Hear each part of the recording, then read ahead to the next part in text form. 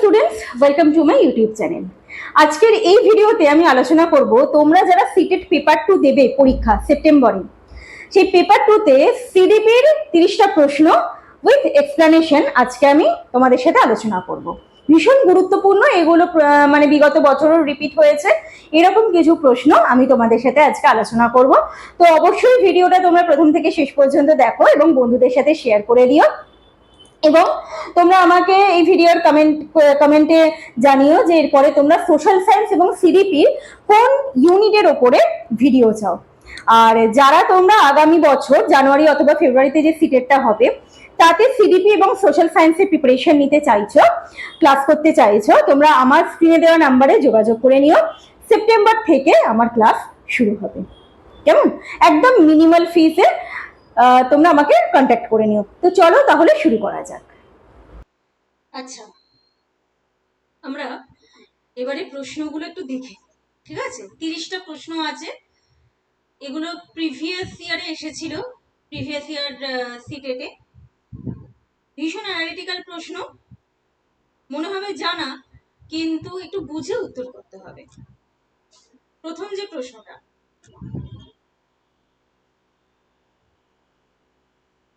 আচ্ছা, assertion reason. Assertion বা উক্তিতে বলছে যে যদি শিশুদের শারীরিক বিকাশে বিলম্ব ঘটে, শারীরিক বিকাশ তার মানে কিসের সাথে এটা সম্পর্কিত? বৃদ্ধি।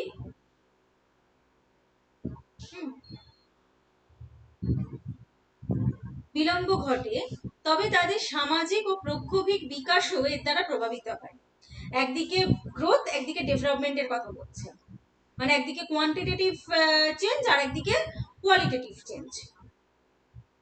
আরেকবার বলছি, যদি শিশুদের শারীরিক বিকাশে বিলম্ব ঘটে তবে তাদের নাকি সামাজিক ও প্রাক্ষবিক বিকাশও এর দ্বারা প্রভাবিত হয়।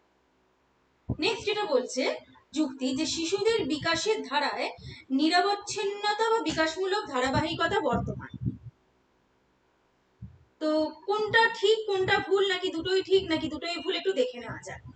দেখো, যদি আমি উক্তি এতে ধরি যে আমাদের মডার্ন চাইল্ড সেন্ট্রিক লার্নিং অনুযায়ী, শিক্ষাবিদ্যা অনুযায়ী আমাদের টিচারদের উচিত শিক্ষার্থীদের মধ্যে পারস্পরিক সহযোগিতা, দলগত কাজ এবং সামাজিক মিথস্ক্রিয়া বৃদ্ধি করা, এড়িয়ে চলা নয়। হতেই পারে তার শারীরিক বিকাশে দেরি করছে, ঠিক আছে, কিন্তু একজন শিক্ষক হিসাবে আমাদের উচিত তাকে তার মতন করে এগিয়ে নিয়ে যাওয়া, তার যাতে সোশ্যালাইজেশন প্রসেসটা ঠিকঠাক হয়।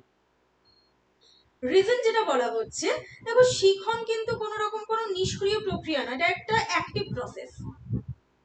কারণ আমাদের মডার্ন বা আমাদের যে মডার্ন এডুকেশনে আর কি, ট্র্যাডিশনাল এডুকেশন বাদ দিয়ে সেখানে তো মুখস্থ বিদ্যা বা মানে অন্ধ কপি করা, এটাকে তো আমরা ডিনাই করি।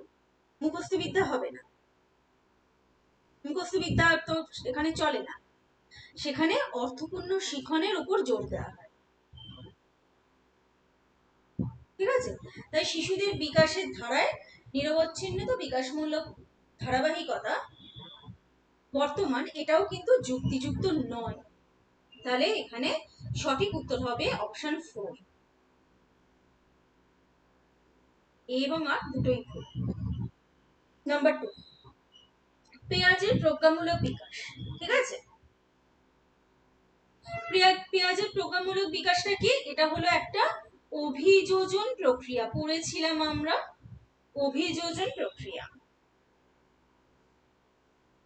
শিশুরা তাদের চারপাশের পরিবেশের সঙ্গে যখন ইন্টারঅ্যাক্ট করছে বা মিথস্ক্রিয়া করছে, মিথস্ক্রিয়া করার সময় নিজেদের অভিজ্ঞতার ভিত্তিতে একটা স্কিমা তৈরি হচ্ছে, কেমন?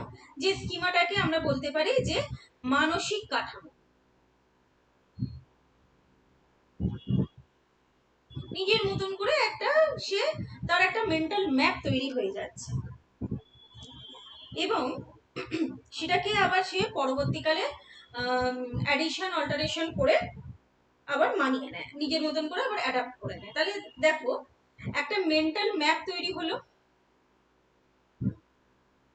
মেন্টাল ম্যাপটা পরবর্তীকালে অভিযোজিত হলো, অ্যাডাপ্টেড হলো। তাহলে এখানে কোনটা হবে? অপশন 4 সঠিক উত্তর।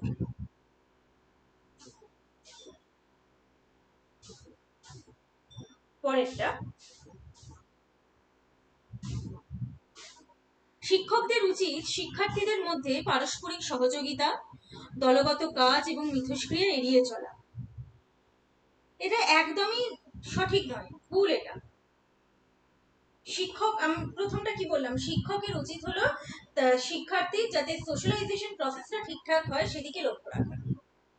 নেক্সট যেটা বলা হচ্ছে, শিখন একটি নিষ্ক্রিয় প্রক্রিয়া এবং এটি মুখস্থ অনুকরণের মাধ্যমে সবচেয়ে কার্যকরভাবে ঘটে। এটাও ভুল। শিখন একদমই নিষ্ক্রিয় নয়, এটা একটা সক্রিয় প্রক্রিয়া এবং এটা মুখস্থ অনুকরণের মাধ্যমে ঘটে না। তাহলে এখানে সঠিক উত্তর হবে অপশন 3, এ এবং আর দুটোই। নেক্সট বলছে, প্রবলেম সলভিং লার্নিং, সমস্যা সমাধানের ক্ষেত্রে নিচের কোনটি একটি কার্যকর কৌশল? Problem solving, trial and error, হ্যাঁ, মানে এগুলো সবই হলো শিক্ষার্থীর হাতে কলমে শিখনের সাথে সম্পর্কযুক্ত। ঠিক আছে, তো যেটা বলছে যে জটিল সমস্যাকে অপেক্ষাকৃত সহজ ও ক্ষুদ্র অংশে বিভাজিত করা।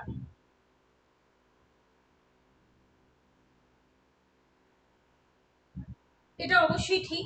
ভালো করে প্রশ্নটা দেখতে হবে। প্রশ্নটা আমাকে এখানে বলেছে, প্রশ্নটা এখানে বলেছে যে কোনটি কার্যকর কৌশল নয়,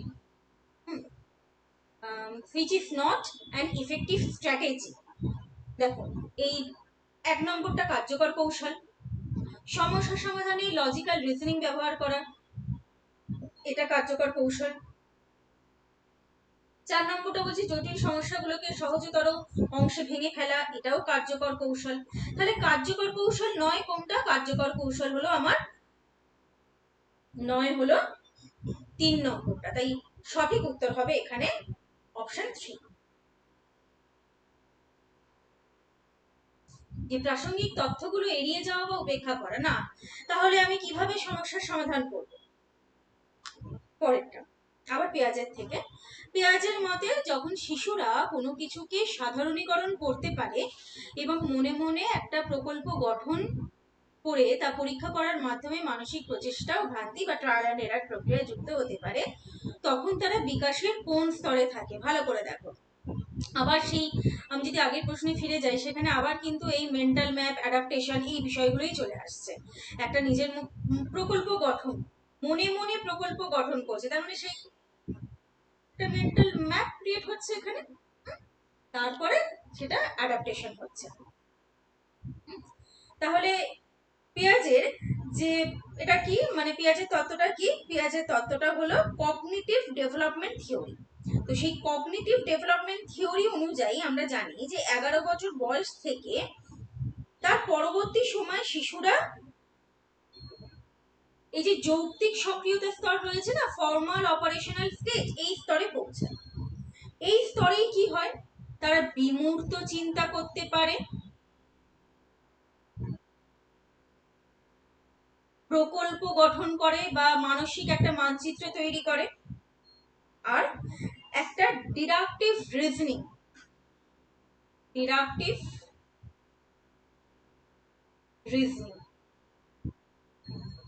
বা যেটাকে আমরা বলে থাকি যে অবরোহী যুক্তির মাধ্যমে সমস্যার সমাধান করতে সক্ষম। এই অবরোহী যুক্তিটাই হলো আমার এখানে mental trial and error process. তাহলে এখানে সঠিক উত্তর হবে অপশন 4। ঠিক আছে, 6 নম্বর প্রশ্ন, একটি অন্তর্ভুক্তিমূলক শ্রেণীকক্ষে কোন কোন ক্ষেত্রে অভিযোজন বা প্রয়োজনীয় পরিবর্তন সাধন করা উচিত?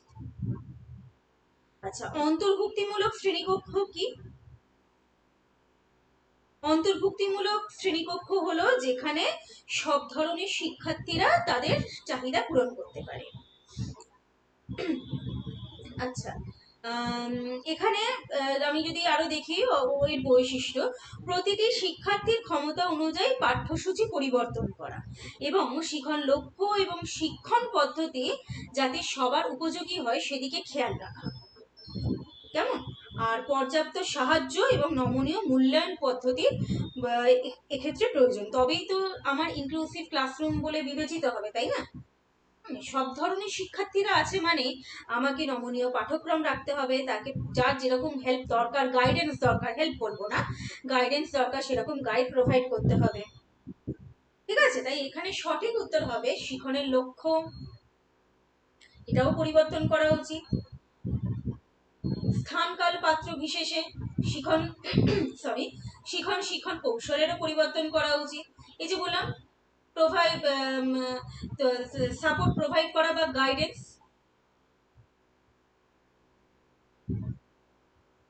সঠিক গাইডেন্স দেওয়া এবং মূল্যায়নটা আরো নমনীয় করা উচিত। তাই এখানে সঠিক উত্তর হবে অপশন 4। নেক্সট কোয়েশ্চেন নাম্বার 7, নিচের কোনটি সংবেদনশীল অক্ষমতা বা সেন্সরি ইম্পেয়ারমেন্টের অন্তর্ভুক্ত নয়? সেন্স মানে আমাদের পঞ্চ ইন্দ্রিয়ের কথা এখানে তুলে ধরা হয়েছে। ঠিক আছে,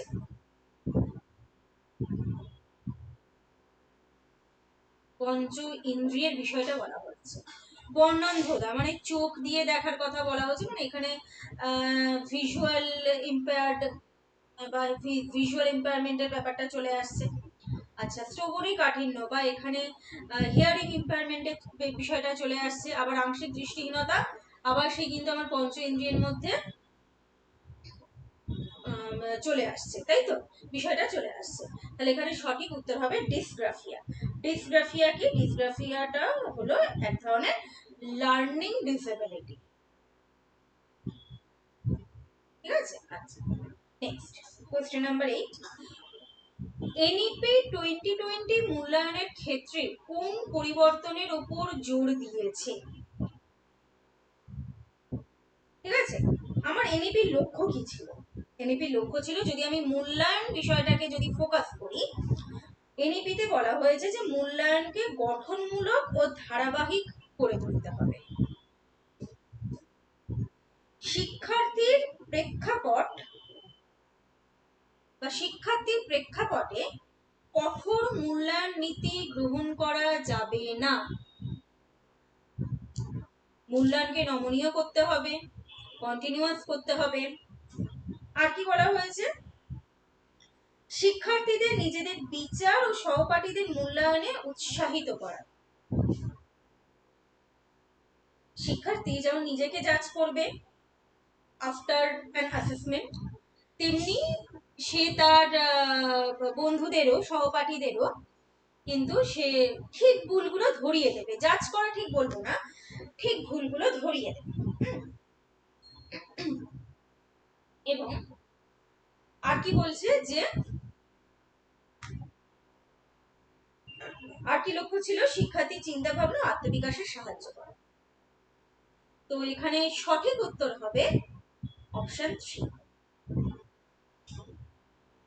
যদি শিক্ষার্থীদের আর্থসামাজিক আর্থসাংস্কৃতিক প্রেক্ষাপটকে অবজ্ঞা করা হয়, তার মানে সেটা ইনক্লুসিভ নেস হচ্ছে না, তাই তো। আমার শিক্ষায় ইনক্লুসিভ এডুকেশনের কথা বলা হয়েছে। আচ্ছা, সমষ্টিগত মূল্যায়নে কঠোর প্রয়োগ করার না, এনইপির লক্ষ্যই হলো যে একদম নমনীয় একটা মূল্যায়ন হবে। তাই এখানে সঠিক উত্তর হবে অপশন 3। নেক্সট কোয়েশ্চেন নাম্বার 9, ভাইগটস্কির মতে জ্ঞানীয় বিকাশে সহায়তা করার ক্ষেত্রে শিক্ষকের ভূমিকা কি? দেখো, ভাইগটস্কি পড়ার সময় আমরা কি পড়েছিলাম? ZPD, zone of proximal development. সেখানে একটা টার্ম আমরা পেয়েছিলাম স্ক্যাফোল্ডিং।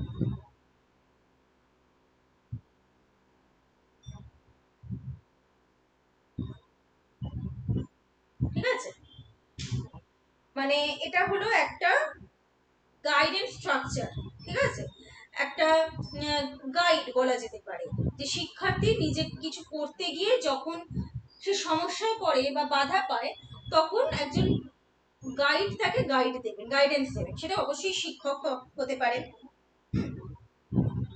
কারণ শিক্ষকই এখানে সহায়তাকারী হিসাবে তাকে মানে জোন অফ প্রক্সিমাল ডেভেলপমেন্ট অতিক্রম করতে সাহায্য করে।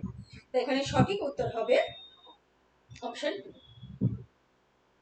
নেক্সট, কৈশোরকাল সম্পর্কে নিম্নলিখিত কোন বিবৃতিটি সঠিক নয়? সঠিক নয় বলেছে, হ্যাঁ। আচ্ছা,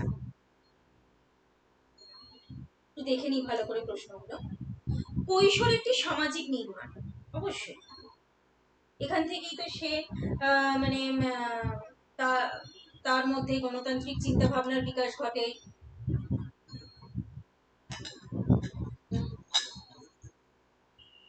সরি, সামাজিকীকরণ প্রক্রিয়া শুরু হয়। নেক্সট, কৈশোর সাধারণত বয়ঃসন্ধির সাথে শুরু হয় বলে মনে করা হয় যে প্রক্রিয়াটি যৌন পরিপক্কতা এবং প্রজনন ক্ষমতার দিকে নিয়ে যায়। এটা একটা বায়োলজিক্যাল ভূমিকা রয়েছে। কৈশোর হলো শৈশব এবং প্রাপ্তবয়স্কতার মধ্যে একটি বিকাশমূলক রূপান্তর, জ্ঞানীয় এবং মনোসামাজিক পরিবর্তন নিয়ে আসে। Absolutely correct. কৈশোরকালটাকে ঝড়ঝঞ্ঝার কাল বলা হয়। সব সংস্কৃতির শিশুরা একইভাবে কৈশোরে প্রবেশ করে এবং একই রকম অভিজ্ঞতা লাভ করে না, এটা ঠিক সঠিক না। সব সংস্কৃতির শিশুরা মানে কৈশোরের অভিজ্ঞতা বিভিন্ন সমাজ, সংস্কৃতি, অর্থনৈতিক অবস্থা এবং পারিবারিক পরিবেশে তার সোশ্যাল এনভায়রনমেন্টের উপর ডিপেন্ড করে ভিন্ন ভিন্ন হয়। সব সংস্কৃতির শিশুর জন্য কৈশোরের অভিজ্ঞতা কখনোই ইকুয়াল হতে পারে না। এখানে সঠিক উত্তর হবে অপশন 4। সঠিক নয় বলেছে যেহেতু, তাই তার রেসপেক্টে কারেক্ট আনসার হলো অপশন 4। নেক্সট বলছে, সুজাতার নৃত্য প্রতিযোগিতা আগ্রহের সাথে অংশ নেয় শুধুমাত্র কারণ সে নগদ প্রথম পুরস্কার জিততে আগ্রহী। ঠিক আছে, যে প্রথম হলে তাকে নগদ পুরস্কার দেওয়া হবে, সেইটাই তাকে অনুপ্রেরণা দেয় যে তুমি প্রথম হলে তুমি টাকা পাবে। তাহলে এটা কি কি ধরনের সুজাতার এই যে আগ্রহটা, ঠিক আছে, এই প্রেষণাটা কি? এই প্রেষণা হলো বাহ্যিকভাবে অনুপ্রেরণা। মানে যখন কোনো ব্যক্তি কোনো কাজ নিজের আভ্যন্তরীণ আনন্দের জন্য না করে এই বাইরের পুরস্কার, টাকা, ট্রফি, প্রশংসা পাওয়ার উদ্দেশ্যে করে, তখনই আমরা তাকে বলবো এক্সট্রিনসিক মোটিভেশন। তাই এটা বাহ্যিকভাবে বোঝা গেল। পরের প্রশ্ন, একটি গতিশীল শ্রেণীকক্ষে মূল্যায়ন হলো। গতিশীল শ্রেণীকক্ষে, প্রগতিশীল শ্রেণীকক্ষে মূল্যায়ন কি? এখানে মূল্যায়নটা হবে গতিশীল মূল্যায়ন। ঠিক আছে, প্রগতিশীল শ্রেণীকক্ষ, তার মানে এটা আমার একটা ডাইনামিক ক্লাসরুম বা ডাইনামিক একটা মানে কন্টিনিউয়াস বা স্পন্টেনিয়াস একটা ক্লাসরুম, একটা spontaneous teaching learning method, teaching learning process, সেখানে আমার মূল্যায়নটাও হবে গতিশীল। আচ্ছা, পরিবেশ থেকে প্রাপ্ত তথ্য মনে রাখতে এবং তা অর্থবহ করতে কোন প্রক্রিয়াটি অপরিহার্য? পরিবেশ থেকে প্রাপ্ত তথ্য মনে রাখতে এবং সেটা পরবর্তীকালে মনে রেখে পরবর্তীকালে যাতে তোমার জ্ঞান এবং দক্ষতার বিকাশ ঘটে, সেই জন্য এখানে কোন প্রক্রিয়াটি অপরিহার্য? অবশ্যই অ্যাটেনশন বা মনোযোগ। মনোযোগ দিয়ে যদি না তুমি তথ্যটা জানো বা মনোযোগ যদি না দাও, তাহলে তুমি সেটা পরবর্তীকালে কিভাবে প্রয়োগ করবে তোমার বাস্তব জীবনে।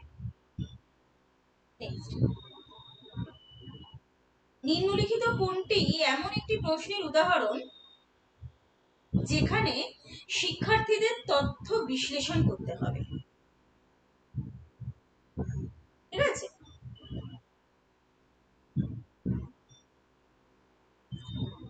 শিক্ষার্থীদের তথ্য বিশ্লেষণ করতে হবে। এখানে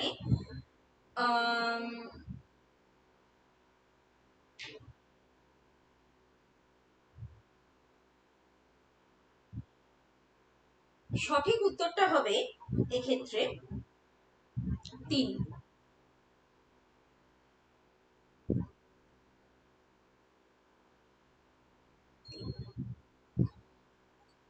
টু কিল মকিং বার্ডে লেখক কিভাবে প্রতীকবাদ ব্যবহার করেছেন, যেহেতু কিভাবে ব্যবহার করেছে, কিভাবে কথাটা রয়েছে, তার মানে এখানে আমার এক্সপ্লেনেশন আর অ্যানালিসিস বিষয়টা চলে আসছে, তাই এখানে সঠিক উত্তর হবে অপশন 3। নেক্সট, বাস্তব জীবনের সমস্যা এবং মূর্ত অভিজ্ঞতা থেকে শেখা শিশুদের শেখার এবং তথ্য পুনরুদ্ধারের জন্য একাধিক পথ থাকে। আর আগে এটা একটু বিশ্লেষণ করে নিই আমরা। বলছি বাস্তব জীবনের সমস্যা এবং মূর্ত অভিজ্ঞতা থেকে শেখা শিশুদের শেখার লার্নিং এবং তথ্য পুনরুদ্ধারের জন্য একাধিক পথ দেখায়। সম্পূর্ণ সত্য। কারণ যখন বাস্তব আর কংক্রিট অভিজ্ঞতার মাধ্যমে শিশুরা কিছু শেখে, তখন তাদের মস্তিষ্কের মধ্যে না অনেকগুলো কোঅর্ডিনেশন বা একাধিক সংযোগ তৈরি হয়। ফলে তারা সহজে বুঝতে এবং মনে রাখতে পারে। এটা তাহলে আমার সত্য, এই উক্তিটা। বিকাশ সাধারণত সুনিয়মিত ও ধারাবাহিক হয়। ঠিক আছে, মানব শিশুর বিকাশ একটা নির্দিষ্ট নিয়ম এবং মানে একটা অর্ডারলি হয়, তাই তো? তাহলে দুটোই সঠিক, কিন্তু একটা সমস্যা সমাধান নিয়ে বলছে, একটা বিকাশ নিয়ে বলছে। তাই সঠিক উত্তর হবে এখানে অপশন 2। এ এবং আর উভয়ই সত্য, কিন্তু আর এ সঠিক ব্যাখ্যা নয়। ভালো করে দেখো, একটা কোনো কিছু শেখা, অভিজ্ঞতা সঞ্চয় করা, সমস্যার সমাধান নিয়ে বল, আর একটা শুধুমাত্র বিকাশকে ফোকাস করেছে। কোশ্চেন নাম্বার 16, কনস্ট্রাকটিভিজম, নির্মিতিবাদ। নির্মিতিবাদে কি বলা হয়েছে, যে জ্ঞান কিন্তু কোনো নিষ্ক্রিয় বিষয় নয় যা শিক্ষক সরাসরি শিক্ষার্থীদের মাথায় ঢুকিয়ে। এখানে নির্মাণ মানে জ্ঞান নির্মাণ, তাই তো? তোমরা পড়েছো এটা বিএড বা ডিএলএড এ।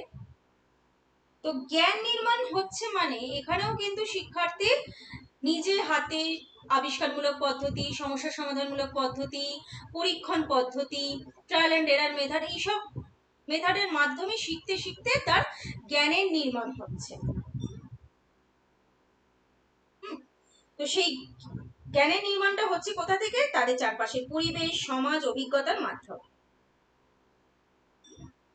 সেইখানে তাদের সক্রিয়ভাবে মিথস্ক্রিয়া হচ্ছে তবে। আর এই নির্মিতিবাদের প্রবক্তা কারা ছিলেন মনে রাখবে, পেয়াজে এবং ভাইগার্সকি। পেয়াজে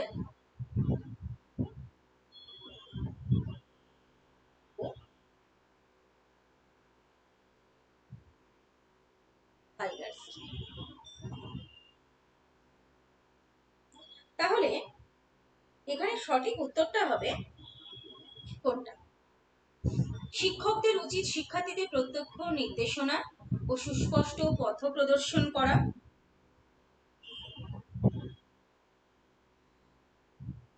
শিখন তখনই ঘটে যখন শিক্ষার্থী শিক্ষকদের কাছ থেকে সঠিক উত্তরের প্রতিক্রিয়া পায়। শিক্ষার্থীরা তাদের পরিবেশের সাথে সক্রিয়ভাবে মিথস্ক্রিয়ায় তাদের নিজস্ব জ্ঞান তৈরি করে। শিখন প্রাথমিকভাবে একটি নিষ্ক্রিয় প্রক্রিয়া, যা তথ্য গ্রহণ মুখস্থ করা জড়িত। সঠিক উত্তর হবে এখানে অপশন 3। কারণ ওই যে সক্রিয়ভাবে মিথস্ক্রিয়ায় তাদের নিজস্ব জ্ঞান তৈরি করছে, জ্ঞানের নির্মাণ হচ্ছে। এই যে মেথডগুলো বললাম, হাতে কলমে পদ্ধতি, হাতে কলমে শেখা, প্রজেক্ট মেথড, সমস্যা সমাধান পদ্ধতি, এখানে শিক্ষকের ভূমিকা কোন। আচ্ছা, পরেরটায় আসি, 17 নম্বর। কি বলছে? একটি শিশু একটি কাজ করতে যত কম সক্ষম, শিক্ষকদের তত বেশি নির্দেশনা দেওয়া উচিত, এবং শিশু যত বেশি করতে পারবে, শিক্ষকদের তত কম সাহায্য করা উচিত। ঠিক আছে, এটা হলো অনেকটা স্ক্যাফোল্ডিং এর মতো, ভাইগার্সি স্ক্যাফোল্ডিং এর মতন। আগে দেখি না ও কতটা কি করতে পারে, তারপরে তো শিক্ষক বা বড়রা তো রয়েছেন, অভিজ্ঞ ব্যক্তি তো রয়েছে।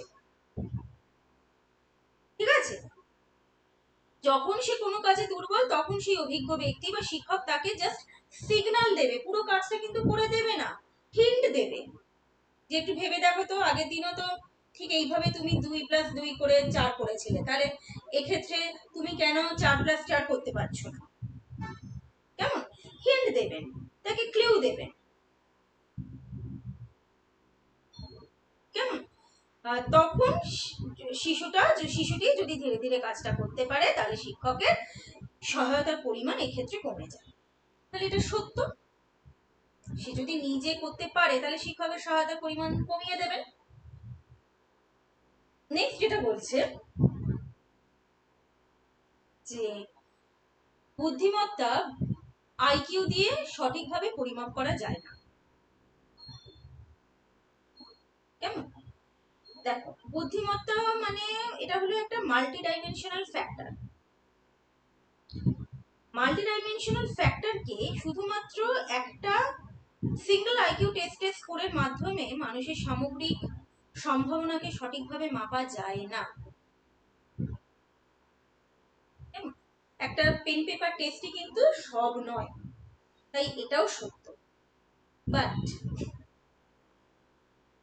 এই আর কারণ উক্তিকে যথাযথভাবে ব্যাখ্যা করছে না, তাই এখানে সঠিক উত্তর হবে অপশন 2। পরের প্রশ্ন দেখে নি। নিম্নলিখিত কোন প্রশ্নটি শিশুদের মধ্যে সমালোচনামূলক এবং সৃজনশীল চিন্তাভাবনাকে উৎসাহিত করবে? এখানে যে বিষয়গুলো দেওয়া রয়েছে, ইউনিটগুলো দেওয়া রয়েছে, তার মধ্যে কোনটা শিশুদেরকে সমালোচনামূলক চিন্তা করতে এবং সৃজনশীল চিন্তাভাবনাকে উৎসাহিত করবে? জল বাঁচানোর সেরা উপায় কি হতে পারে এবং কেন? আপনার শহরে জল কোথা থেকে আসে?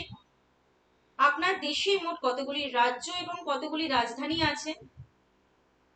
আপনার দেশের নাম কি এবং মানচিত্রে ভৌগোলিক অবস্থান কি? এই প্রশ্নগুলোর মধ্যে শিশুদের জ্ঞান এবং বোধমূলক বিকাশ, দক্ষতার বিকাশ কোনটাই হচ্ছে?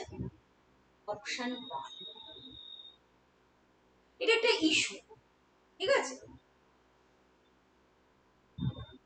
জল বাঁচানো বা জল সংরক্ষণ এটা হলো একটা ইস্যু, কন্টেম্পোরারি ইস্যু, এবং সেই কন্টেম্পোরারি ইস্যুকে কিভাবে মিটিগেট করা যায় সেটার জন্য তারা সৃজনশীল চিন্তা ভাবনা করতে।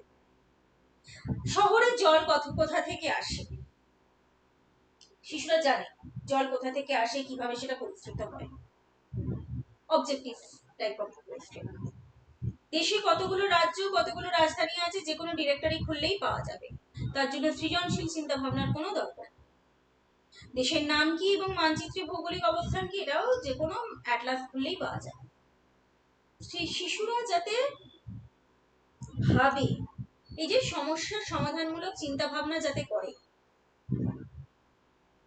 সেই রকম প্রশ্ন কোনটা না, এই যে জল বাঁচানো সেরাও।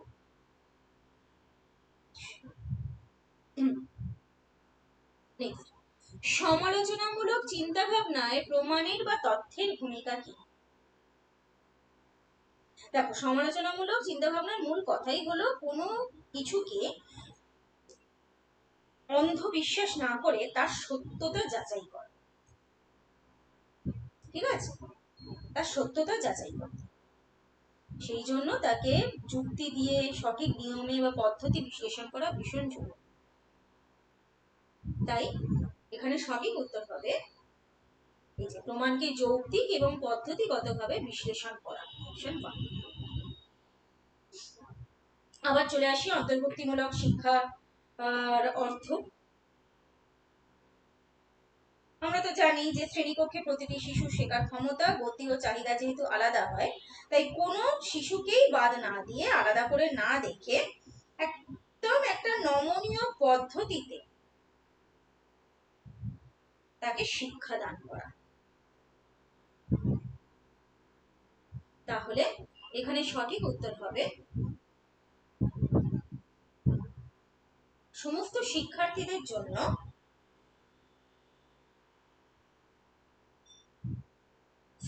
ব্যক্তিগত পার্থক্য মান্য করে পাঠ্যক্রমের নমনীয়তা, অপশন 4। কোশ্চেন নাম্বার 21 বলা হচ্ছে শ্রবণ প্রতিবন্ধকতার প্রসঙ্গে নিম্নলিখিত কোন বিবৃতিটি সঠিক? বলছে শ্রবণ প্রতিবন্ধকতা মানে কানে ভালো শুনতে পাবে না এরকম শিশু যোগাযোগ দক্ষতায় প্রভাব ফেলে। তারা যোগাযোগের জন্য সাংকেতিক ভাষা ব্যবহার করে। শিশুর কাছে উচ্চস্বরে শব্দ করে শিশু শ্রবণ ক্ষমতা বা শ্রবণ প্রতিবন্ধকতা নির্ভরযোগ্যভাবে পরীক্ষা করা যেতে পারে।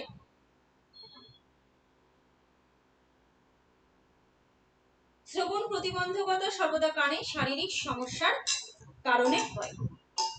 ঠিক আছে, কোন বিবৃতিটি বলছে এখানে সঠিক? অবশ্যই তাই যে শ্রবণ প্রতিবন্ধকতা শিশুর যোগাযোগ দক্ষতায় প্রভাব ফেলে। সে যদি ভালো শুনতেই না পায়, তোমার ক্লাসরুমে ধরো যে শিশুটা ভালো শুনতে পাচ্ছে না, তাকে আমি লাস্ট বেঞ্চে বসাবো না, তাকে আমি সামনে নিয়ে আসবো। সে যদি লাস্ট বেঞ্চে বসে শুনতে পাবে না আমার পড়া, এবং সে তাহলে ক্লাসরুমে ভালোভাবে কমিউনিকেট, যোগাযোগ মানে ভালোভাবে সে ইন্টারাক্ট করতে পারবে না। কারণ যোগাযোগ বলতে ইন্টারাকশনের কথা বলা হচ্ছে, মিথস্ক্রিয়ার কথা বলা হচ্ছে। কোয়েশ্চেন নাম্বার 22 অন্তর্ভুক্তি প্রসঙ্গে পাঠ্যক্রম শেখার প্রত্যাশা সেগুলি ভিন্ন ও একই হয়। প্রত্যাশা সেগুলি ভিন্ন এবং একই হয় কখন?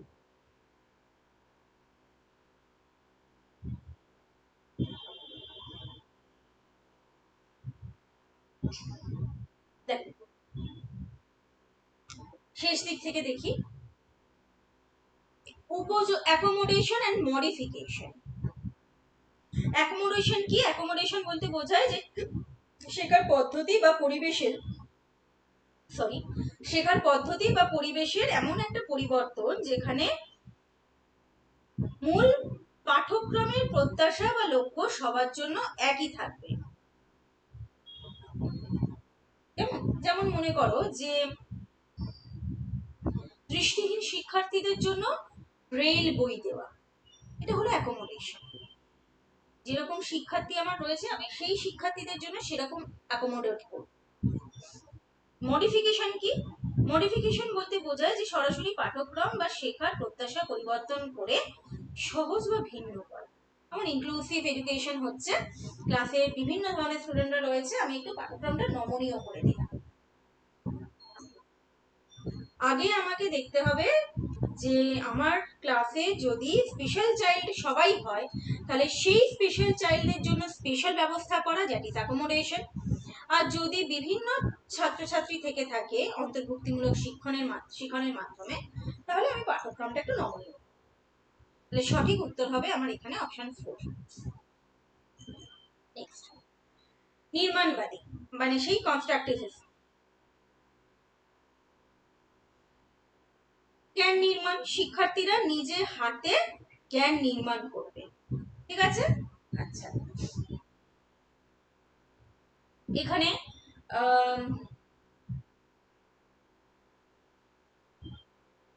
কোনটি ভুল বলেছে? জ্ঞান বিষয় ভিত্তিক, এটা ঠিক। শিক্ষার্থীরা সামাজিক সাংস্কৃতিক প্রেক্ষাপটে জ্ঞান তৈরি করে, এটাও ঠিক। কার্যকর শিক্ষা নিশ্চিত করার জন্য শিক্ষার্থীদের বাহ্যিকভাবে উৎসাহিত করা প্রয়োজন। ঠিক আছে, বাহ্যিক উৎসাহিত মানে কোনো পুরস্কার দিয়ে এইভাবে না, এটা না। শিক্ষার্থী নিজের মতন করে জ্ঞান তৈরি করছে, তাকে আমি বাহ্যিক পুরস্কার দেব কেন? জ্ঞান বহুমাত্রিক ও বিভিন্ন রকম হতে পারে ডেফিনেটলি। যেহেতু আমাদের ব্যক্তিতে ব্যক্তিতে পার্থক্য রয়েছে, আমাদের বিকাশের হার প্রত্যেকের সমান নয়, তাই জ্ঞানও আমাদের বিভিন্ন রকম হতে পারে, মানে সংগৃহীত জ্ঞান।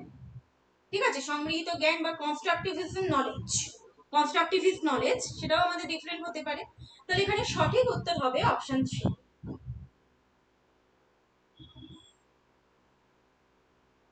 সঠিক উত্তর এখানে আমার হবে অপশন 3। নিম্নলিখিত কোনটি প্রেরণার উদাহরণ? ইন্ট্রিনসিক বা প্রেরণার উদাহরণ।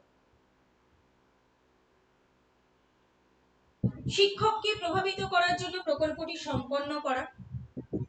না, একদমই নয়। ব্যক্তিগত আনন্দের জন্য একটি বাদ্যযন্ত্র বাজানো, মানে তোমার মানে ভালো লাগছে না, তোমার যে কাজটা করতে ভালো লাগছে, গান শুনতে ভালো লাগছে, বা তোমার ছবি আঁকতে ভালো লাগছে, বা সিনেমা দেখতে ভালো লাগছে, বা কিছু মানে মাউথ অর্গান বাজাতে ভালো লাগছে, বা গিটার বাজাতে ভালো লাগছে, যেটা করলে তুমি একটা সাময়িক ভাবে মেন্টাল পিস পাও। বকা এড়াতে পড়াশোনা করা? না, এটাও না। পুরস্কারের অর্থের জন্য একটি প্রতিযোগিতায় অংশ নেয়? এটাও না। সঠিক উত্তর হবে অপশন 2, মানে কিছুক্ষণের জন্য তোমার ব্রেনকে রিল্যাক্স করা, মনকে শান্ত করা। ঠিক আছে, সেটা যে কোনো ভাবে করতে পারো। ডিসলেক্সিয়া নিয়ে সংগ্রামরত শিক্ষার্থীদের পড়তে শেখানো যেতে পারে কিভাবে? ডিসলেক্সিয়া মানে হলো যে উল্টো দেখবে, অক্ষর উল্টো চিনবে, তাই তো? তাহলে এখানে সঠিক উত্তর হবে পদ্ধতিগত ধ্বনিগত প্রশিক্ষণের মাধ্যমে। বাকি অপশনগুলো দেখলেই বুঝতে পারবে যে না, ওগুলো ঠিক না। নেক্সট, আন্ডারস্ট্যান্ডিং বেসড টিচিং এর অন্তর্নিহিত নীতি হলো এই বিশ্বাস যে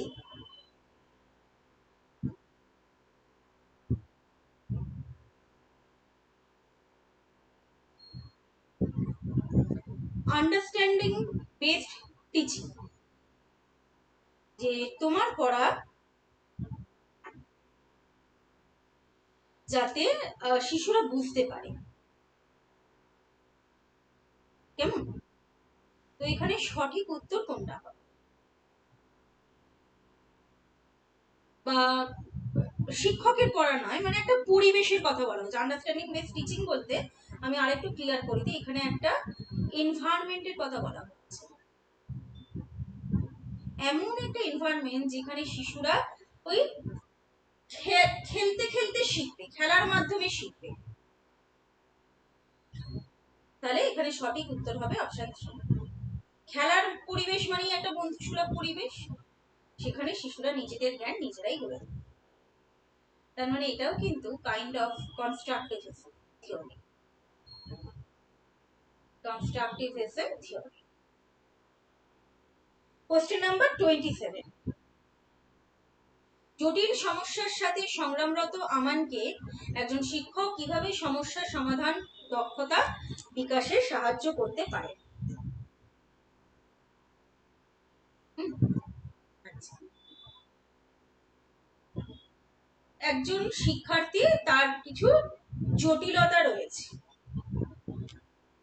তাহলে শিক্ষক হিসেবে তুমি কি করবে? তাকে তো সমস্যা ছেড়ে দিতে বলবে না, তাকে বলবে না যে ভাই তুমি পরীক্ষা দিও না, পরীক্ষা দিলে তুমি পাশ করতে পারবে না, এই ধরনের কথা বলবো না। বা তাকে আগে থেকে আমি আনসার দিয়ে দিলাম, সেটাও না। তাকে ব্রেন স্টর্মিং যাতে হয় সেদিকে লক্ষ্য রাখতে হবে। ঠিক আছে, কিছু পাজল দিতে হবে, মানে তার যাতে ব্রেনের অ্যাক্টিভিটি ভালো হয়।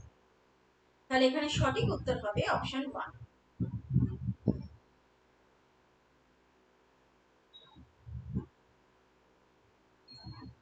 Question number 28, zone of proximal development, Vygotsky theory.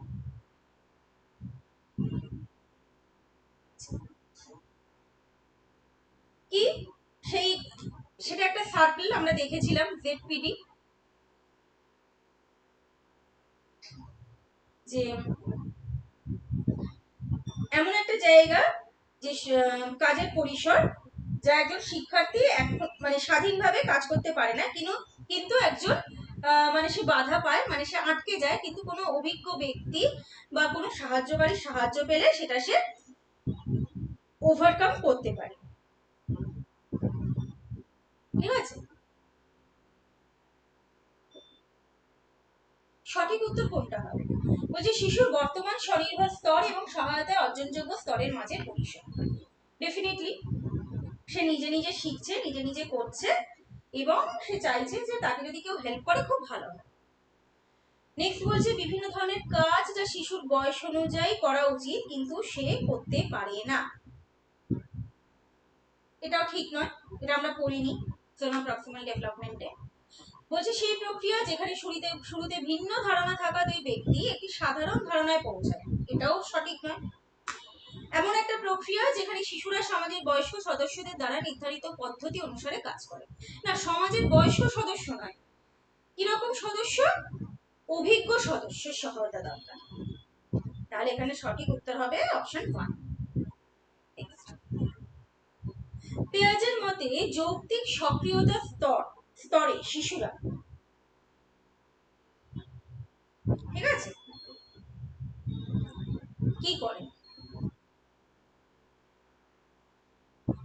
আচ্ছা, যৌক্তিক সক্রিয়তা স্তর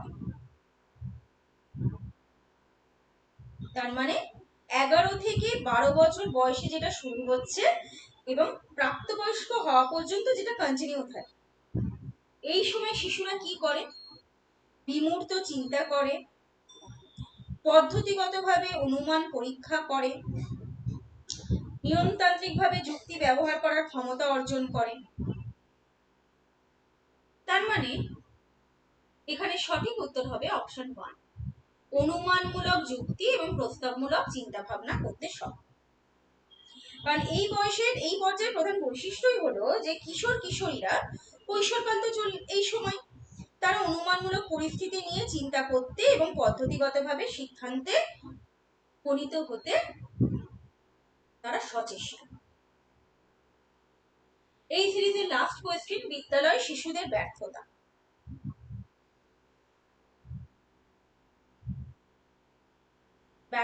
শিশুদের ব্যর্থতা বলছে, ঠিক আছে। চাইল্ড সেন্ট্রিক এডুকেশনে বলা হয় যে একজন শিশু, সব শিশুই যে সাফল্য অর্জন করতে পারবে তা নয়, কিন্তু শিশু ব্যর্থ হওয়ার মানে এই নয় যে শিশুর নিজস্ব কোনো খামতি আছে, বরং এটাই বোঝায় যে শিক্ষা ব্যবস্থা বা বিদ্যালয়টা সেই শিশুর ব্যক্তিগত চাহিদা, শেখার গতি এবং আগ্রহ অনুযায়ী উপযুক্ত পরিবেশ এবং সাহায্য প্রদান করতে ব্যর্থ হয়েছে। সব দোষী যে শিশুর তা নয়। তাহলে এখানে সঠিক উত্তর হবে অপশন 2, যেটা বললাম। বিদ্যালয় শিশুর ব্যর্থতা মানে যে হয়তো বিদ্যালয়েরই কোনো খামতি রয়েছে, তার সেই পাঠক্রমের খামতি রয়েছে, যিনি শিক্ষক পড়াচ্ছেন তিনি হয়তো ঠিক করে বোঝাতে পারছেন না, বা স্কুলের পরিবেশটাই শিশুর শিখন উপযুক্ত নয়। বোঝা গেল? তাহলে এই হলো আজকের সিডিপির এমসিকিউ ডিসকাশন। তোমরা ভালো করে দেখবে, দেখে এখান থেকে যদি কিছু ডাউট থাকে অবশ্যই আমাকে জানাবে, কেমন? ওকে।